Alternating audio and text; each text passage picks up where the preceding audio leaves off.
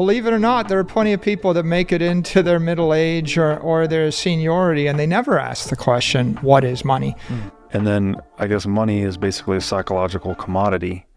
So money is how we communicate. If you have a money that is not anonymous, then nothing that you buy can be anonymous or private. And it's a long-term store of value so that no matter when you use it, you are still being paid fairly for your labor. Since money and math are mankind's two universal languages, both Bitcoin and Zero are critical constructs for civilization.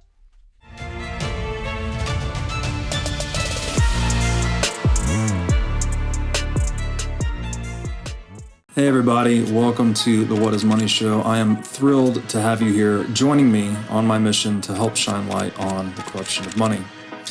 Now, if this is your first time listening to the What is Money Show, I strongly recommend that you go back to episodes 1 through 9 first, which lays a lot of the groundwork for many of the concepts that we explore on the show. These first 9 episodes are my series with Michael Saylor, and thousands of people have told me that this is the best podcast series they've ever heard, hands down, and that it was instrumental to their understanding of money and Bitcoin. So if you're looking to start a deep dive into the nature of money, I don't think there's any place better that you can start other than episode 1 of this show. Now, a little bit about this show and how it makes money. The What is Money Show is 100% sponsor based. So all of our revenues are derived from direct sponsorships. And I strive to be very selective about the sponsors that I work with, specifically only using sponsors that I use personally, and also choosing sponsors that have values which are well aligned to the values expressed on this show, such as freedom, education, self-sovereignty, etc. So what I'm going to do now is a few ad reads right at the top of the show, and then I'll do a few more ad reads in the middle. And I hope you'll take the time to listen to them, as again, these are hand-selected sponsors, and I think you'll like what they have to offer. Today's podcast is brought to you by In Wolf's Clothing. Wolf is the first startup accelerator dedicated exclusively to the Bitcoin Lightning Network. 4 times per year, Wolf brings teams from around the world to New York City to work with like-minded entrepreneurs, pushing the boundaries of what's possible with Bitcoin and Lightning. The program is designed to help early-stage companies achieve product-market fit, develop their brand, secure early-stage funding, and grow businesses that help fuel the global adoption of Bitcoin. So go to wolfnyc.com to learn more about the program or apply. Again, that's Wolf NYC, WOLFNYC.com. And one of the things that I think you popularized for a lot of people, or one of the conceptual connections you made for me and many other people, was this connection between money and energy. And when I brought you on the show and asked you originally, what is money? And you started to describe it as one of the highest, if not the highest form of energy that humans can channel. It crystallized a lot of things for me and just connected money into kind of physics and engineering, and it was a whole nother perspective on money. And it naturally kind of begs this deeper question, I guess, which is, what is the actual nature of energy itself? And I'd shared this with you before, but I'd read this book called Interdependence that described energy as the quantity that remains constant across all physical transformations. So whereas I had conceived of it as something that like flows and moves and transforms, it was really just saying that it's just this description of reality that we've applied, that the one thing that doesn't change across transformations is energy. So what I would like to ask you, and the theme of the show of being about deep questions, is, Michael, what is energy? What is the nature of energy? And I guess a little more broadly, how is it related to power and the development of human civilization? Yeah, it's a great question, Robert. I went to MIT and my primary academic influence was aeronautical engineering. And in aeronautical engineering, you study thermodynamics and you study energy systems and you study machines. And machines are mechanisms to channel energy in order to convert potential energy to kinetic energy or to heat energy. or the like. So I'd never really thought about energy or power in the context of money or economics or politics or even history, probably until I encountered Bitcoin, and especially until you catalyzed me to think this way by asking the question, what is money? So if believe it or not, there are plenty of people that make it into their middle age or their seniority, and they never ask the question, what is money?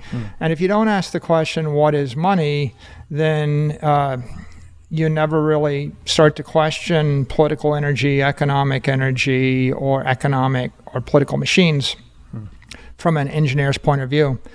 So I think I was fortunate to have an engineer's background, and then to stop, take a clean sheet of paper and consider the question, what is money? And when you start asking that question, it brings you back to just the fundamentals of what is energy.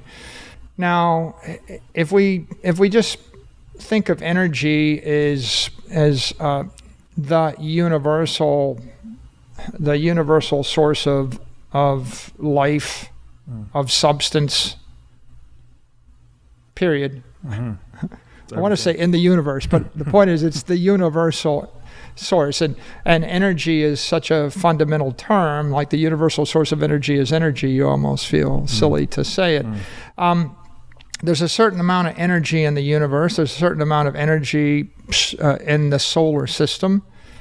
For the most part, there's a certain amount of energy striking the Earth, and power, of course, is the rate of energy output or energy conversion, if you will. So energy matters, but once you come to terms with this, engineers know it intuitively. That's why every engineering problem given to an engineering student starts with the phrase, assuming an adiabatic system. How do you design an airfoil? How do you, what will be the power output or the output of this engine? What will happen in this circumstance? So that's a pretty good discipline for an engineer. The problem with engineers is oftentimes they are channeled to only consider the consequences of their engineering training as it applies to machines or buildings or traditional engineered systems. That is, don't apply the mathematical tools or the logical tools you learned in engineering to politics or banking or war or money creation or the culture, right? Or to art. Right? You just stay out of those domains. And, you would just arm it away and say it's not applicable. But when you ask the question, what is money? And you're an engineer and you're watching the money die, when you're watching a system fail, whether it's the Weimar Republic system or whether it's Venezuela or whether it's Nigeria or whether it's Africa or whether it's Argentina, or if you're watching the slow failure of the U.S. dollar, a slow motion train wreck, then you actually have to come up with a physical, logical, mathematical interpretation. A very interesting other exercise is what if you want to generate the energy with water? A small hydroelectric power plant can generate between 1 and 10 megawatts. But the Three Gorges Dam in China is the world's largest hydroelectric power station, had a capacity to generate 22,500 megawatts of power. Wow. 22 gigawatts. The entire Bitcoin network runs on 10 to 15 gigawatts of power. Wow. Okay? But imagine a large-scale hydroelectric dam is generating anywhere from 1,000 to 2,000 megawatts of power by converting that water into electricity, right? Now, and what you realize is there are extraordinarily efficient ways to generate power. Nuclear power is just an extraordinary way to generate power and energy and harness energy. Hydroelectric is also pretty extraordinary. Using fossil fuels like diesel or gasoline, they're flexible, not nearly so impressive as 22 gigawatts off of one dam. Yeah. But then the challenge is, I have infinite energy coming off that dam, but how do I put it 5 miles up in the air into an aircraft? I have too much energy some places, but I can't get it to the other place. And then I have not enough energy, right? My Global Express is using jet fuel because that's what you can put up 45,000 feet and haul around in an airframe. And we haven't quite figured out the pocket nuclear reactor that would do that job. And there's no battery that will hold the electrical power that comes off a hydroelectric dam. So as I take that in context, and I come back to the passage of time and the development of civilization, there seems to be this nonstop trend for the most powerful. It's such a tautology, right? The most powerful are the most powerful, right? Physically powerful are the most politically powerful. Those that actually gather energy, channel the energy in order to direct the power, move the power around, are then able to expand, and those civilizations flourish and they dominate. And then the less powerful, less energetic, less energy efficient and less energy aware, they get displaced. You mentioned the concentration of power through those different mechanisms. Like you said, agriculture, manufacturing, banking, and government. Yeah. There's Lord Acton's infamous dictum that power corrupts and absolute power corrupts absolutely. So I'm wondering, to the extent that we can prevent the concentration of power in those ways, which some of those things we don't want to prevent. We don't want to prevent manufacturing. We might want to prevent central banking. We might want to prevent centralization overall. But some of these things seem to be beneficial, but there's some kind of balancing act here where we're trying to harness more power, but in a decentralized way such that it doesn't breed so much corruption, perhaps? Yeah, it seems like the vectors of vice are concentrated around banking and government, right? Manufacturing better things for better living, and creating more food and or just more of everything people want is probably neither a bad or a good thing. It's probably on the margin a good thing. Right. Creating more of everything that human beings desire. Especially if everyone's doing it, right? It's decentralized. The challenge is really on the banking and on the government side. And I guess on the banking side, if you looked at civilization and said, well, half of our problems are all related to money. I mean, money is economic energy. So when the banking gets corrupted, then the energy balance is distorted through money, and that means that a politician that wants to fight $1 trillion war that doesn't have $1 trillion can now actually create a bank, borrow the $1 trillion from the bank, and fight the war without anybody paying for the war. So banking and monetary networks are enabling factors for corruption, and that's half the problem, I think. But it's only half the problem. The other half of the problem is governance. And that's just having the power to impose regulations. And if you read enough history, it gets to be comical, but when you see it in historical context, and then you realize that it's no different today. First of all, that's a fresh definition. I've never heard it put in those words specifically. I guess I've heard it in somewhat related terms. We talk about money as a social construct. John Vervaeke talked about money as a psychotechnology, so something more like literacy or numeracy that improves our cognitive fitness to the world, whereas a normal technology would improve your physical fitness to the world, like a shovel or something like that. Could you maybe elaborate a bit on that? Like, what do you mean by an economy as a psychological engine? And then what are the psychological implications of using different forms of money? This is something that is very near and dear to the heart of this show. It's like trying to explore the consequences of the corruption of money. And it's my view, just full disclosure, it's like something about corrupting the medium of exchange creates some kind of corrupting feedback into our individual psychologies, our sociology, etc. I would love to hear your thoughts on that.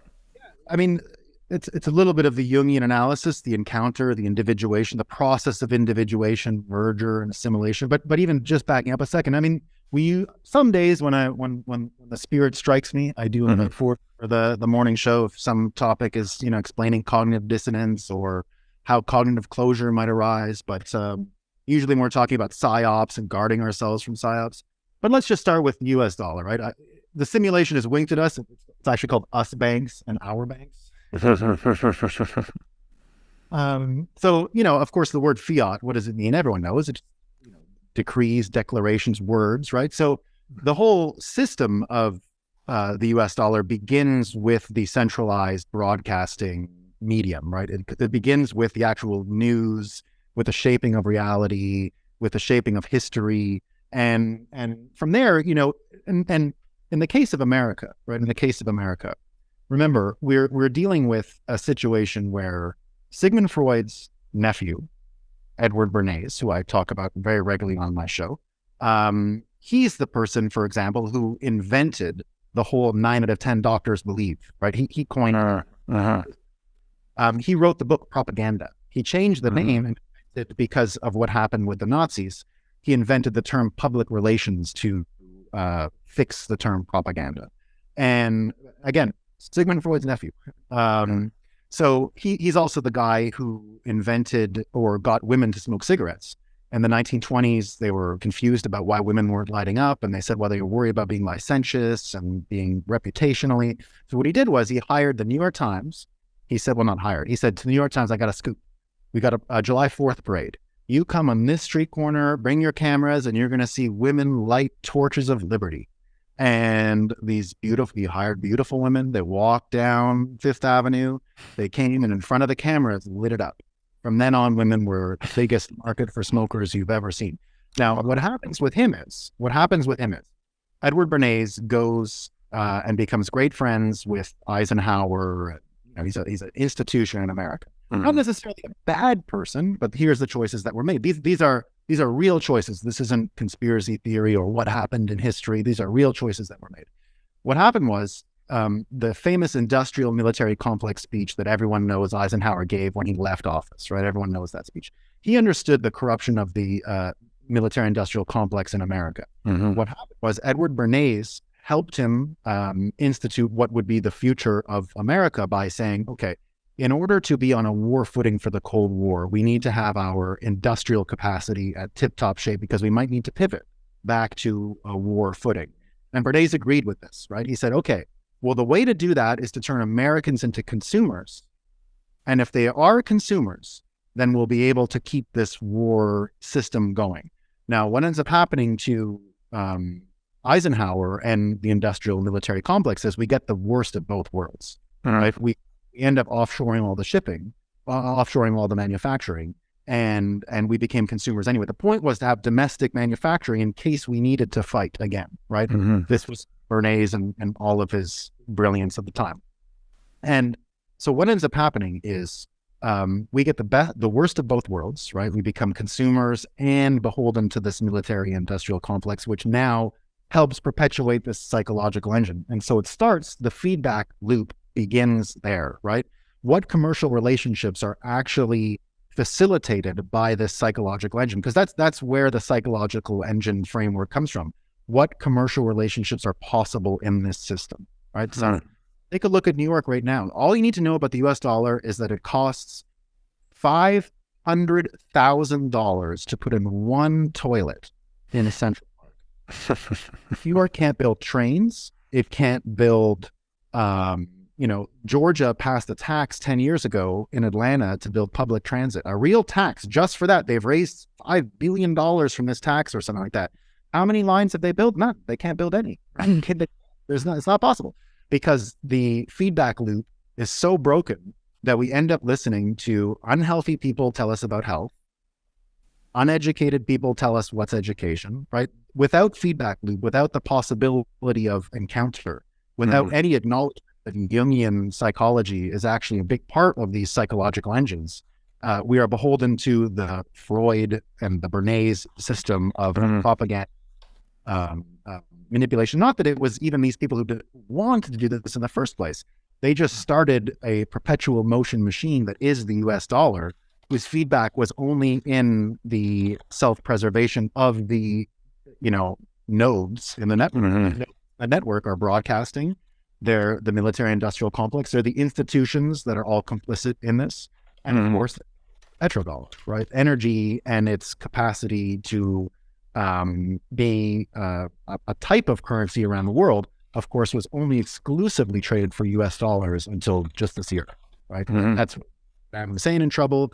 That's what got Gaddafi in trouble. There was no such thing as another market for energy, right? So we never saw any building of nuclear reactors. Now, if you contrast that with what's going on in El Salvador, for example, right, where they've moved to Bitcoin, and you're starting to see the types of things they're building. I mean, they're talking about thorium reactors in El Salvador.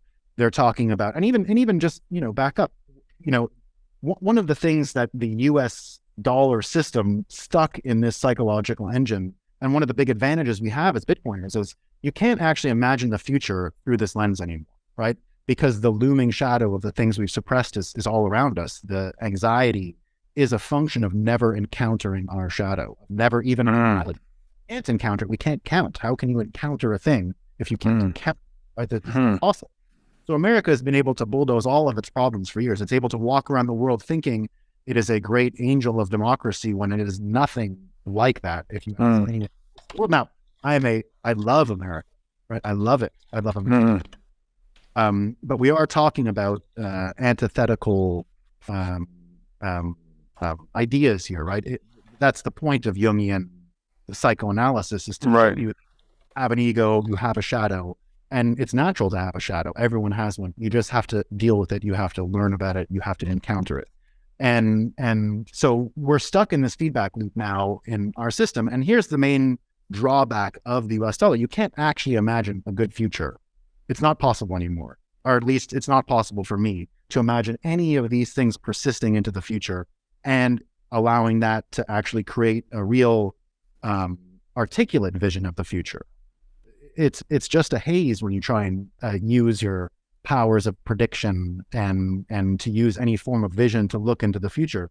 It's just a black hole now, because all of the incentives, all of the commercial relationships possible with this psychological engine are the ones we've known until now, that are filled with entropy, that are filled with all the anxiety we see around us. Now, in the case of Bitcoin, just look at what we've built in such a short amount of time, right? We've got all the enthusiasm on Nostr. We've got all the building that's going on within our own communities. Just look at how Bitcoiners were able to traverse COVID, for example, right? Using each other in a peer-to-peer network for information, not just for the money. We used each other as a peer-to-peer network for information. And from there, we were able to use our own sense of laughter as a weapon. I mean, if you look at what happened just last night or just yesterday with Pierre Rochard, right? The best jokes are the ones where only a part of the group knows what's happening. I don't know if you know what Pierre Rochard did with the fake news New York Times hit piece. I saw the video, but I didn't watch the whole thing. He just did it was a response, basically, right, to the hit piece? I don't know. It was much funnier. He just said, look, according to the science, and he said, this is the freshest air I've ever breathed. We've got all these plants. It was all just weeds. They're producing carbon dioxide and oxygen, and they're just doing a great job. But he was joking, right? The whole thing, make a mockery of science. And so in the end, the mimetic warfare that Bitcoiners are involved in, our ability to laugh at clown, well, not engage it on facts, but to just laugh about what is such a huge help to us. That kept our spirits up during lockdowns. It kept our capacity to move forward again. And when you compare these two psychological engines, that's one of the big advantages of Bitcoin. It's casting derision at the existing system too, right? When you're laughing at the hypocrisy, it's like an opposite response to fear almost. It's like instead of being scared by all this state-sponsored fear, uncertainty, and doubt campaign, you just laugh at it. You either use the service and completely give up your privacy or reveal those informations that have to be revealed in order for the service to work, or you do not use the service. Those are your two options. Yeah, it makes sense. So, and that dovetails right into the next line where he's saying, obviously the underlying mechanism of the transaction is revealing on your behalf, then you don't have the option. So therefore, he says, privacy in an open society requires anonymous transaction systems. Yeah. You can't, they're indispensable, right? Because if it's not anonymous, then your option has been taken away to selectively reveal or conceal. Yeah. Right. Money is on every, on one half of every transaction. Right. The other side is the good that you're buying. But which means if you have a money that is not anonymous, then nothing that you buy can be anonymous or private. Right. You would have to reveal yourself for everything that you purchase. And that's of course just for the money itself, but he frames it again more broadly, anonymous transaction systems, which presumably includes communications as well, right? So even if you would have an anonymous money system, if you do not have an anonymous communication system, then again, you would not be able to sustain your privacy, right? Because every message that you send would entail the fact that you sent the message. Yeah, it's great. It's a great segue. So, I mean, it feels like an extremely strong argument. Like you can't have, because again, privacy is necessary for civilized open society. So if you want civilized open society, you need privacy, which requires anonymous transaction systems. So it's kind of inverting that whole argument where who needs privacy if you don't have anything to hide? It's like, well, no, do you want civilized, open, free society? Then actually you require privacy via anonymous transaction systems. If you are a business owner or manager, you should know these three numbers: 36,000, 25, and 1. 36,000 is the number of businesses that have upgraded to NetSuite by Oracle. NetSuite is the #1 cloud financial system, which allows you to streamline accounting, financial management, human resources, and more. NetSuite turns 25 years old this year. That's 25 years of helping businesses do more with less, close their books in days rather than weeks, and to drive down cost. And finally, 1, because your business is one of a kind. So with NetSuite, you get a customized solution for all your key performance indicators in one efficient system with one source of truth. NetSuite is everything you need all in one place. Right now, you can download NetSuite's popular KPI checklist designed to give you consistently excellent performance absolutely free at netsuite.com/whatismoney. That's netsuite.com/whatismoney to get your free KPI checklist. Again, netsuite.com/whatismoney. Now I'd like to tell you about our sponsor, iCoin Technology. iCoin has just released a sleek new hardware wallet. Looks like a mini iPhone, a little touch screen and camera on it. The device has no Wi-Fi, no cellular connection, no GPS. It's a strictly physically cold hardware wallet. Like I said, it's got a high-res 3-inch touchscreen. It's got a camera for air gapping the wallet. It's got optional Bluetooth compatibility. And it's really a brand new UI, UX experience for a hardware wallet, making it very accessible, easy to use, not intimidating. And as we always talk about on this show, the only way you can truly own your Bitcoin is by having it in self-custody. So you need a device like iCoin Wallet to truly own your Bitcoin. Go to iCointechnology.com today and use promo code Bitcoin23 for 30% off of this new sleek hardware wallet. Your views on central banking, Bitcoin, money in generally, I guess I would love to hear your answer actually to the question, just what is money? We've asked a lot of guests this question, gotten a lot of different answers. And then what is it about the corruption of money that seems to corrupt all these other facets of life? It's a question I've been reflecting on a lot, and something I'm going to be talking about soon, but I'd just love to hear your thoughts about that. Well, I think money is a wonderful, and even digital money could be a wonderful upgrade to, the first money was gold, right? Or, bartering. We bartered, and, gold became a two-way barter. You could barter to get gold and then gold to get something else. Right. And that was useful. And then, paper was good too, as long as it was secured by Fort Knox. Mm-hmm. Then we bought the gold standard and we created the Fed. And then all of a sudden we let, W.C. Fields in the liquor closet. So younger people had to look that one up. And then it's just criminality, and there's no consequence for having a budget deficit. In fact, we got a president right now saying, "You're not working with me. because you won't raise the deficit, the budget ceiling." Oh my God! There's no human in America other than our elected officials who can operate that way. Right. And they just use it. There's no question why they want to tax me, because then they use it to buy votes.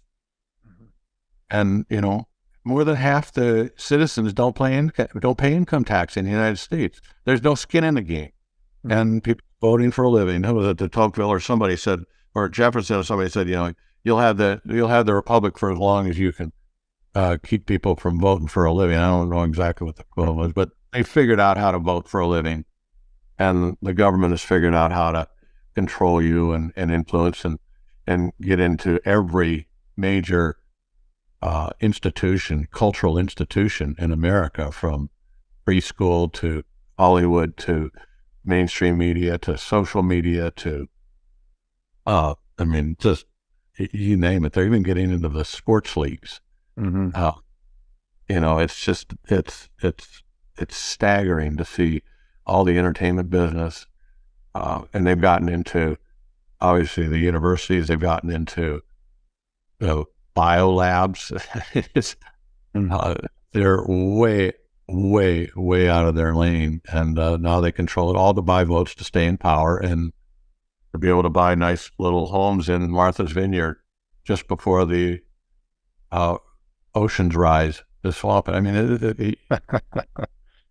That was funny. I saw someone mention that recently, that all of these politicians, talking out against climate change while they're at the same time buying these coastal properties.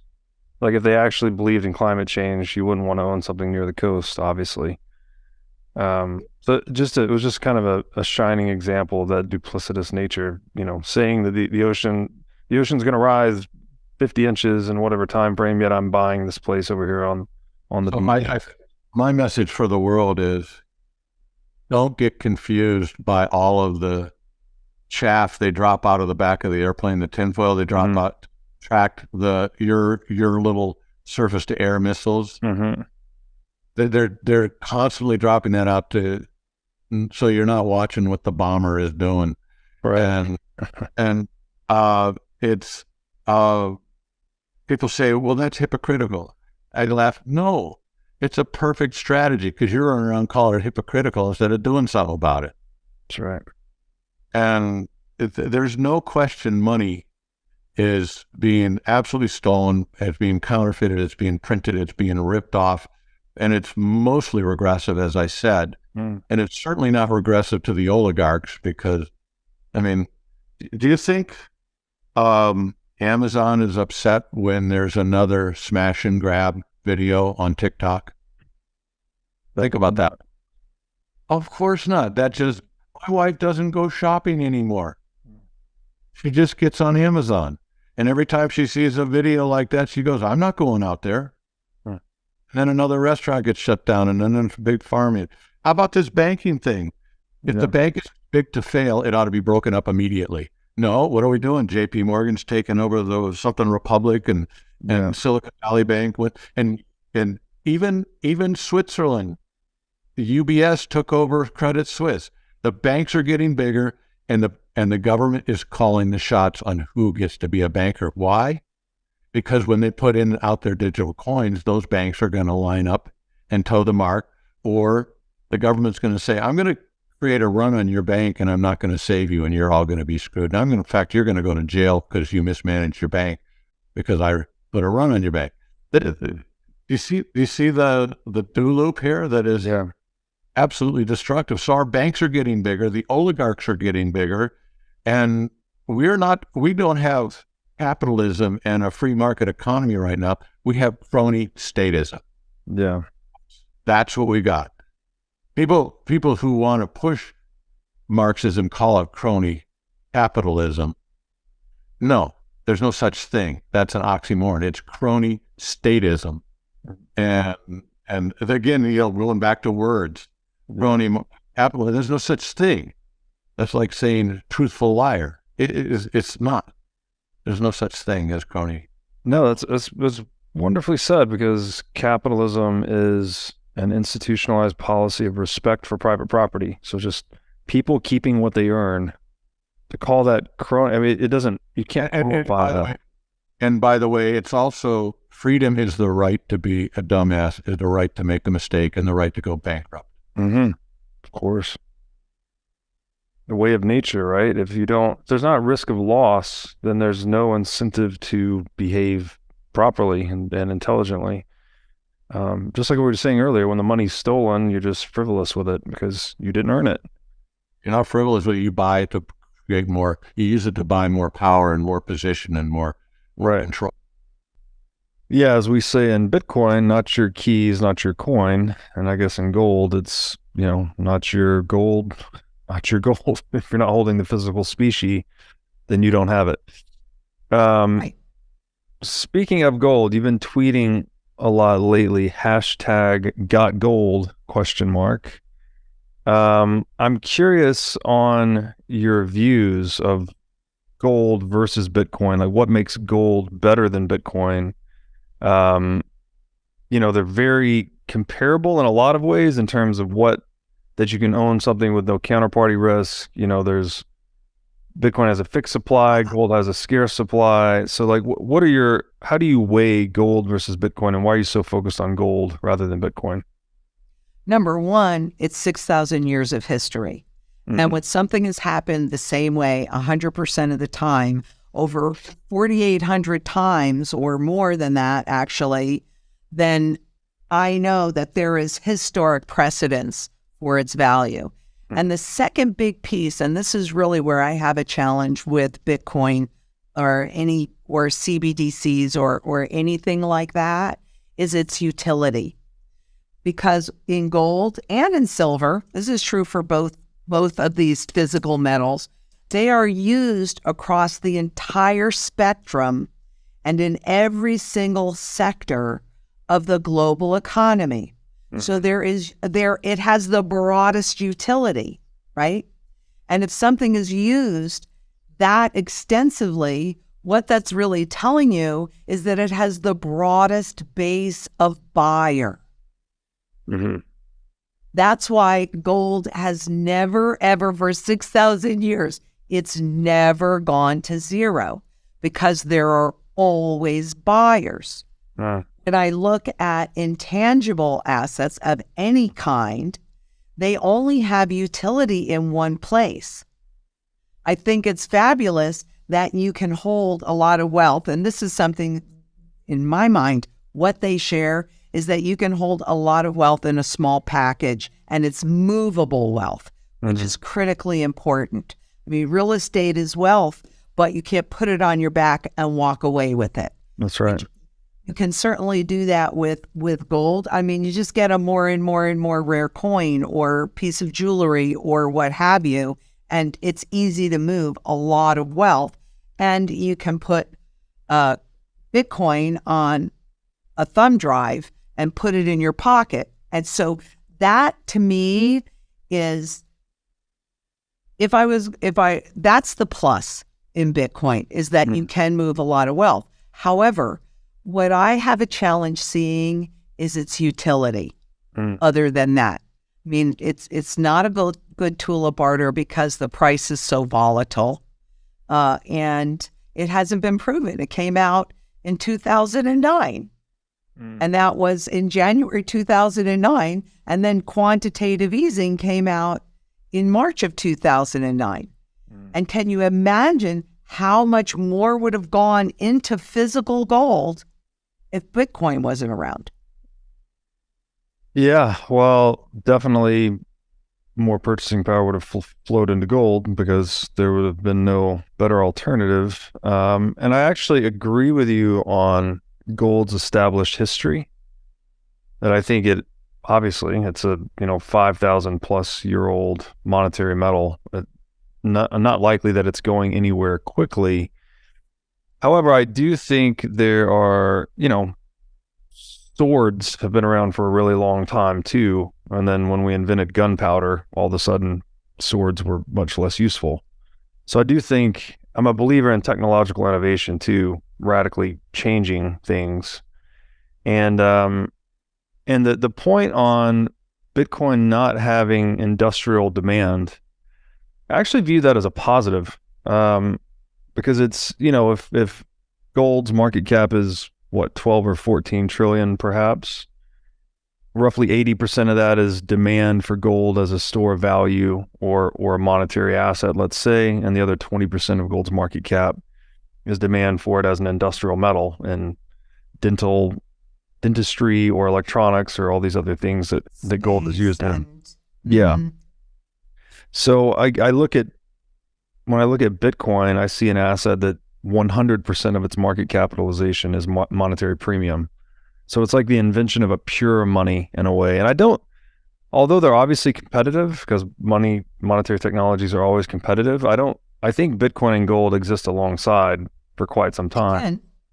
Because I don't think gold's going anywhere for a really long time. But when I look at the actual fundamental properties of money itself, I think Bitcoin is superior. So that's why I advocate for Bitcoin over gold. Not that I'm against physical gold. I just prefer Bitcoin. So here's a question. Yeah. When you're talking about the monetary properties, and when, the reason why money was invented was so that society could specialize. You could have a farmer, you could have, you could have a banker, you could have a baker, etc. Division of labor.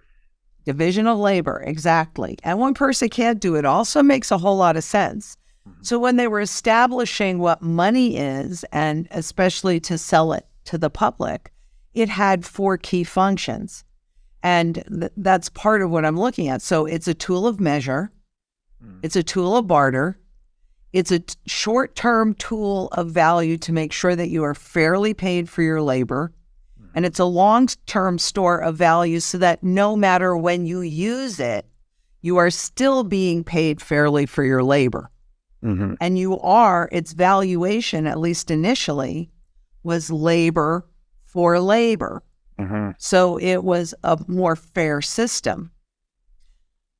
Because of because of the evolution of money in terms, you brought up the IMF, so that's made up of all the treasury secretaries and all the central bank chiefs, almost all of them in the world, right?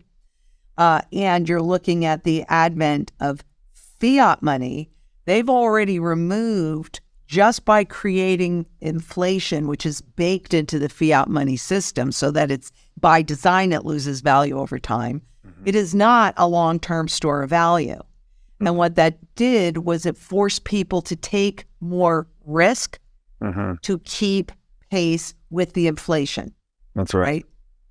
What they're talking about when we're going into the CBDCs is removing that short-term store of value, because once we do that, then they have their finger on the button of monetary policy, which they can modify, and they've talked about this 24/7, and there are no limitations on how low they can push interest rates, which erodes your principal. I mean, it is that simple if you're paying that money.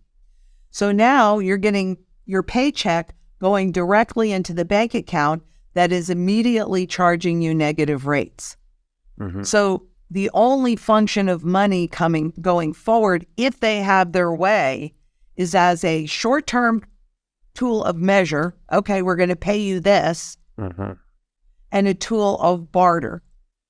So gold solves those other two issues. I'm not sure, and there is not enough history that Bitcoin can solve for those other two issues, a short-term store of value and a long-term store of value.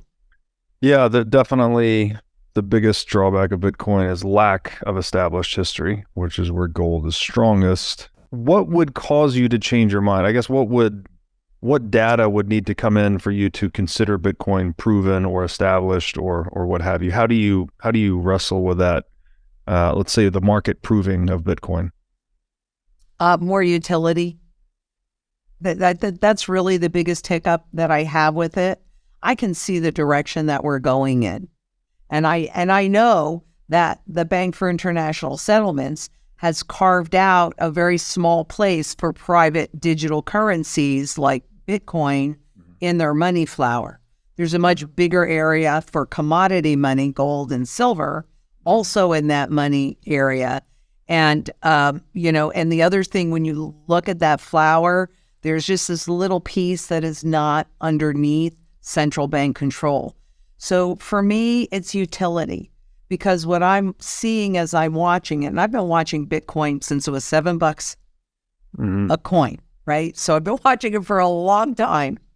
And what I see is I see Wall Street adopting it way more than Main Street adopting it. And I see it being turned into a trading vehicle because everything has been turned into a trading vehicle. So I can't tell you what the true value is of Bitcoin, but I can of gold. And not what Wall Street wants everybody to believe, but its true fundamental value based upon history and the level of money that the governments and the central banks are creating, which at this point is created purely from debt. So, and the new currency, I mean, it's been a bit of a struggle to find out what's going to justify it. I've heard debt, which means they got to wipe out all the debt right now. And the other thing that I've heard is based on transactions. So money will be created into the system based on transactions. So the good of Bitcoin, presuming that, and I'm going to just bow to you because I know that you look at it at a different level than I do, is that it is finite. Right. But what could persuade me is to see more utility. That's what could persuade me. Could you maybe just expand upon that a bit? Because I'm not sure exactly what you mean by utility. If we're talking about industrial use of Bitcoin, I'm not sure that that's even possible. So I'm just trying to understand what you mean by that. Correct. What are the different ways and uses of it? Because right now it's movable wealth and it's trading wealth, right? I mean, it goes up to 60,000, it's back down to 18,000, it's up to 28,000, right? This is not right. But for gold, there's a lot of industrial uses. It's in space, it's in electronics, it's in dental, it's in money, it's in jewelry, it's in food, it's in every single area. So I don't know that Bitcoin has the ability to do that because it's not real, right? It's intangible. And that's really the challenge. And in my personal strategy, having studied currency life cycles, and I mean, there's plenty out there to study, you see these repeatable patterns. And everybody always says this time is different, but at the end of the day, it really never is. One of my highest health priorities is keeping my brain in top shape. To take care of my brain power, I do many things, such as striving to read, write, exercise, and meditate daily. One of the latest tools in my brain power toolkit is MindLab Pro. MindLab Pro is a nootropic supplement that is scientifically proven to enhance your brain power. When I take MindLab Pro, my mind feels like it has a better grip on the world. My thinking is more lucid, and the articulation of my speech is much more clear. MindLab Pro has been tested in rigorous, double-blind, placebo-controlled human trials and has been proven to enhance brain power for users in every age group. MindLab Pro is an advanced formulation of 11 nootropic ingredients and is backed by research from 1,473 human trials conducted over a period of 32 years. So if you're looking to start enhancing your brain power, MindLab Pro is an excellent solution.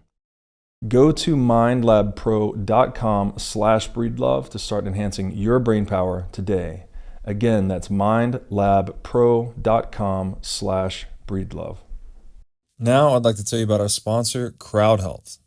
CrowdHealth is a Bitcoin-enabled alternative to legacy health insurance. Now let's face it, legacy health insurance is an absolute scam. Nobody can explain this better than the legendary comedian Chris Rock. Insurance. You got to have some insurance. You got to. There's an insurance. They shouldn't even call it insurance. They should just call it in case shit. Like, I give a company some money in case shit happens. Now, if shit don't happen, shouldn't I get my money back? So with CrowdHealth, instead of just paying premiums that you'll never see again, you can hold part of this pool of savings in dollars and in Bitcoin through CrowdHealth. And when you have a health event, you can draw against this pool of communal savings. So go to joincrowdhealth.com/breedlove to learn more or sign up. Zero is special.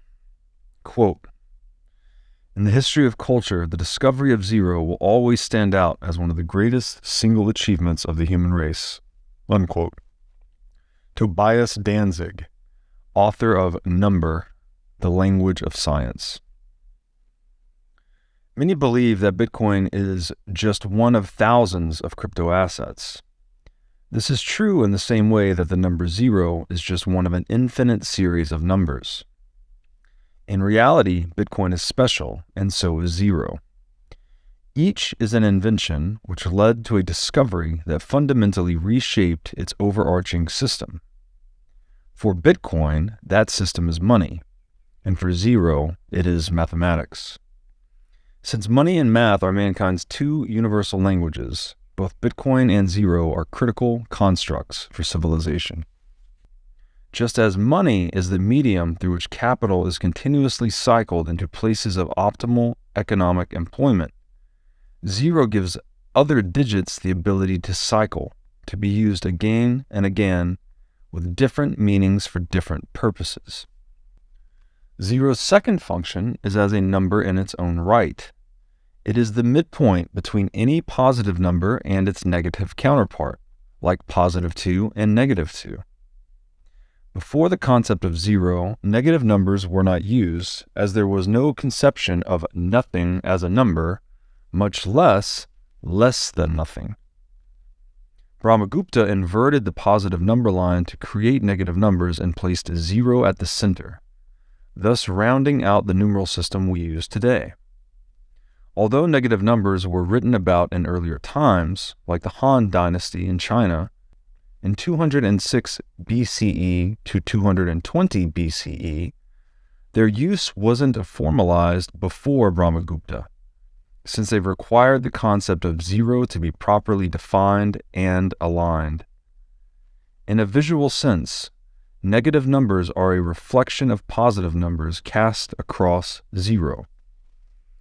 And in the next image, I just show a simple number line that goes from -9 through -1 with a 0 at the center, and then +1 through +9.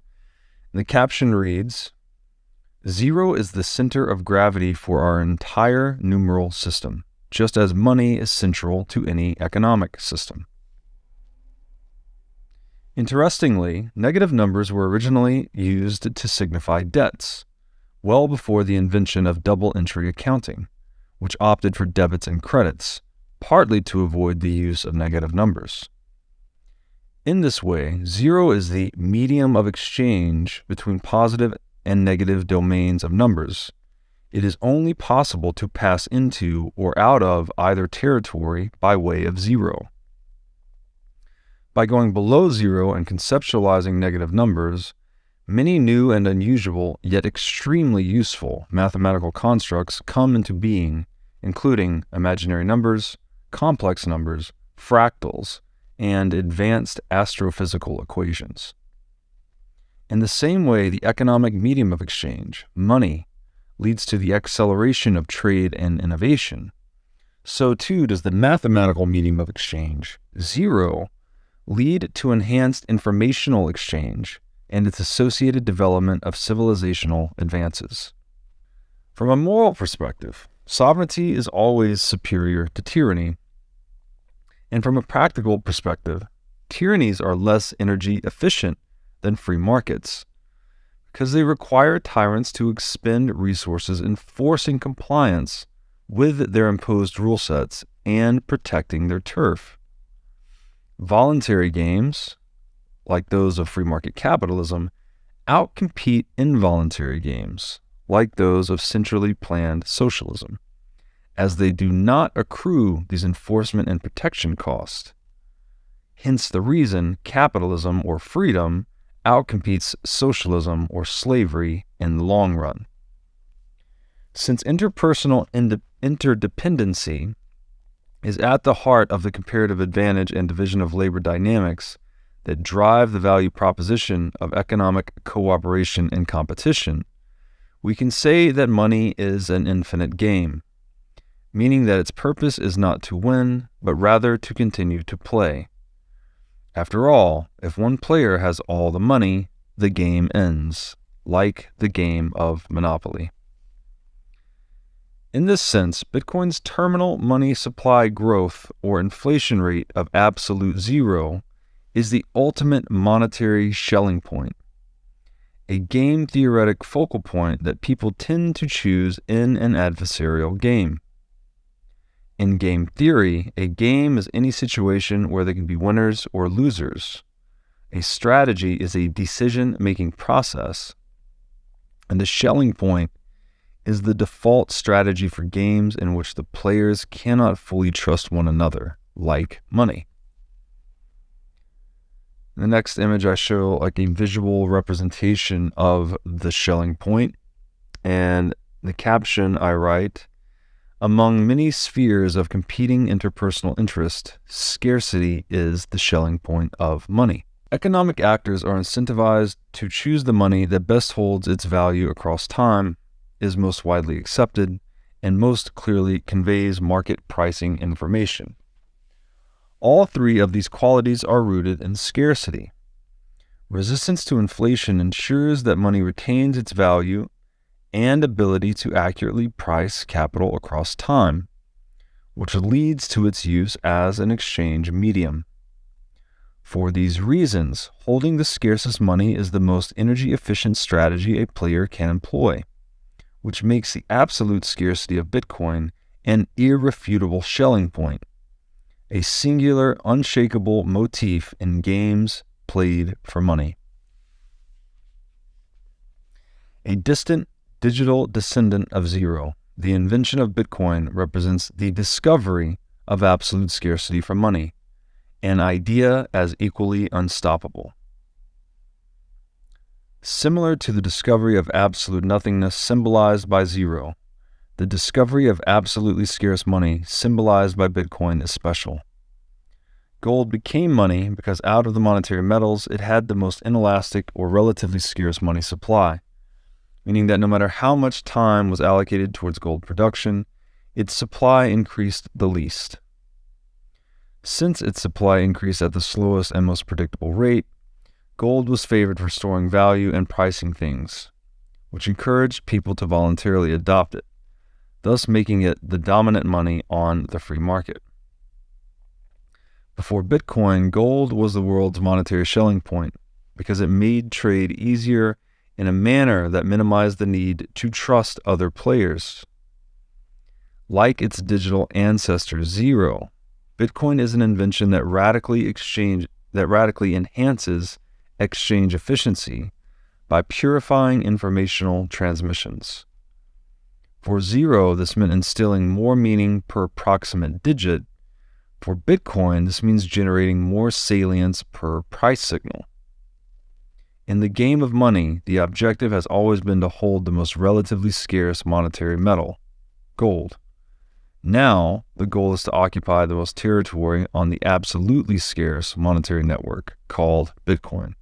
In summary, the invention of Bitcoin represents the discovery of absolute scarcity, or absolute irreproducibility, which occurred due to a particular sequence of idiosyncratic events that cannot be reproduced. Any attempt to introduce an absolutely scarce or diminishing supplied money into the world would likely collapse into Bitcoin, as we saw with the Bitcoin Cash fork. Absolute scarcity is a one-time discovery, just like heliocentrism or any other major scientific paradigm shift. In a world where Bitcoin already exists, a successful launch via a proof-of-work system is no longer possible due to path dependence. Yet another reason why Bitcoin cannot be replicated or disrupted by any other crypto asset using this consensus mechanism. At this point, it seems absolute scarcity for money is truly a one-time discovery that cannot be disrupted any more than the concept of zero can be disrupted. A true Bitcoin killer would necessitate an entirely new consensus mechanism and distribution model, with an implementation overseen by an unprecedentedly organized group of human beings. Nothing to date has been conceived that could even come close to satisfying these requirements. In the same way that there has only ever been one analog gold, there is likely to only ever be one digital gold. For the same quantifiable reasons, a zero-based numeral system became a dominant mathematical protocol, and capitalism outcompetes socialism. The absolute scarcity of Bitcoin's supply will continue outcompeting all other monetary protocols in its path to global dominance. Numbers are the fundamental abstractions which rule our world. Zero is the vanishing point of the mathematical landscape. In the realm of interpersonal competition and cooperation, money is the dominant abstraction which governs our behavior. Money arises naturally as the most tradable thing within a society. This includes exchanges with others and with our future selves. Scarcity is the trait of money that allows it to hold value across time, enabling us to trade it with our future selves for the foregone opportunity costs, the things we could have otherwise traded money for had we not decided to hold it. Scarce money accrues value as our productivity grows. For these reasons, the most scarce technology, which otherwise exhibits sufficient monetary traits, divisibility, durability, recognizability, portability, tends to become money. Said simply, the most relatively scarce money wins. In this sense, what zero is to math, absolute scarcity is to money. It is an astonishing discovery, a window into the void, just like its predecessor, zero. Reality throws a lot of different problems at us. So I guess nature gave us this very wide diversity of skills and talents and features, biological features, such that we can contend with reality in any of its different manifestations. But we can contend with it best when we collaborate, and we collaborate best when we orient ourselves under higher principles. So it's fascinating to think about. And it's fascinating that money, of all things, has us sitting here talking about these esoteric Jungian archetypal conversations. Yeah, but money is, many of your episodes discuss money clearly, but even the definition of the social contract aspect of it, right? It is very much of a network effect to begin with. And network effect is the concept of power of connection. Yes. Right? Yeah, So- what you just said, right? Yeah. So money is how we communicate, right? It's how we communicate by giving each other what value we have and then gaining value by getting something in return. So it's a form of communication. And as humans, back to the power of connections, that's how we connect with each other in the most meaningful, authentic way, right? Yeah. Because I can tell you you're great, and you were like, okay, I kind of believe you. Yeah. But it's low cost messaging versus high cost messaging. Yeah. Yeah. It's like I'm putting, like, I have skin in the game and I give you money. Yes. Because it truthfully is meaningful. Yes. Right? Yeah. It's the best compliment. Yes. Because I could have done something else with that money. Right, right. So it is a form of not like creating connections between humans so that's why I love capitalism so much. Yes. Like, I think the essence of it is very spiritual in essence. Yes, it is. Right? When I give you money, that means I am complimenting you for what the value you brought to me. Yes, exactly. And when you pay me, you're telling me, okay, good job. It given me something. It's like a praise or something. It's a praise. It's Yeah. a gratitude Yes. format. Yeah. But in a way that nothing else can be as meaningful. Yes. And when you describe too that we're generating power through Right. connection, 100%. money is almost like a manifestation of that, right? It's like Exactly. money is power, right? And money has no power in a world where there's no connection, right? If you're alone on a desert island, well, money it means nothing. You have no trading partners. There's no division of labor. There's nothing being produced. So money has no claim on anything. It holds no power. But when there's a network of people engaged in collaboration, all of a sudden money is synonymous with power. We'll say money is power, right? And so it's interesting that it's the connections, ultimately. It's the relationships that give humans empowerment. 100%. And the more that we can, I guess, maintain the integrity of those connections. Right. Now I'm thinking, like, if you debase the currency, right, into hyperinflation, all the connections are broken, right? No one can use money with anyone else. Society collapses. But with incorruptible money or undebasable money like Bitcoin, in theory, you could uphold those connections forever. And so that's how it contributes to the collective empowerment of the species, I guess. 100%. Back to the concept of the hierarchy versus autocracy entrepreneurial culture and the difference. In a hierarchy, in an environment of a fiat system, right, there is a lot of links, but some are not active because I cannot pick up the phone and call Biden today, right? I cannot be like, hey, what was that about? Like, right? Like, that was... He wouldn't know what it was anyways. Like, what is this thing ringing at me? But, like, I can call... Like, there is no connection, real link between my node and that node. That's right. There is a hierarchy, and that actually, there is lack of transparency, there is lack of access, there is lack of connection, back to that power of connection. Yes. Whereas when you make it flat, when you make it decentralized, you allow for this node to communicate with that node and give feedback. Yes. And that is the essence of a spontaneous live economy, which, again, economy, people kind of separate those concepts, is very much the essence of human flourishing and the essence of us telling each other, I appreciate that about you, do more of that. And then you know me better that way. And then we can become better in that relationship. Yes. Serve each other better. Yes. No, it's beautifully said. Information is flowing. Exactly. Right. Which is, again, back to that other meaning of the word meaning. When information is flowing, all of a sudden we can make sense of the world around us, and we are more free to pursue purpose in the other meaning of the word meaning. 100%.